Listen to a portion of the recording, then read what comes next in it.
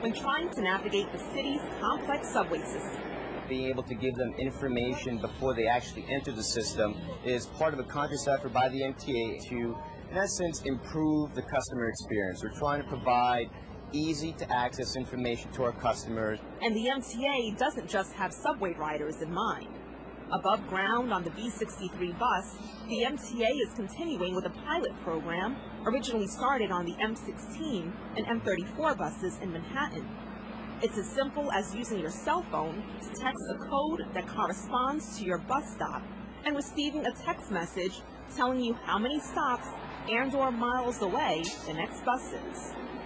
When a bus is running, every 30 seconds that bus sends a little bit of information to our server, and that server makes that information available to people either via text message or going to a website.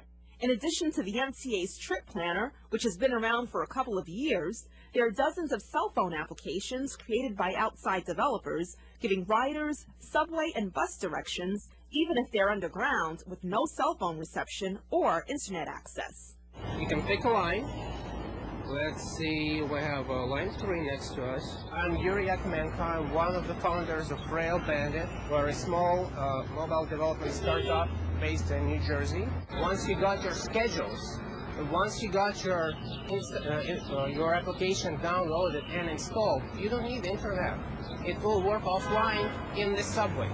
It's a matter of convenience. You don't have to bring your paper schedules with you.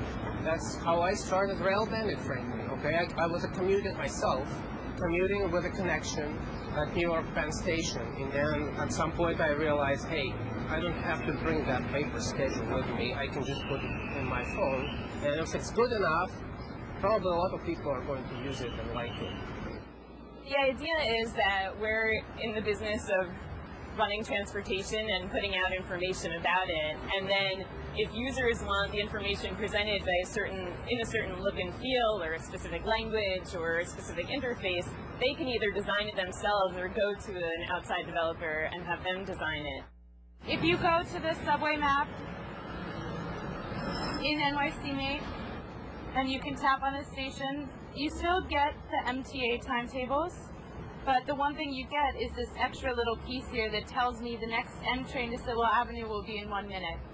NYCMate is an app for the iPhone and Android that gives the user subway maps, timetables, neighborhood maps for all New York transit systems. So the subway, Metro North, Long Island Railroad.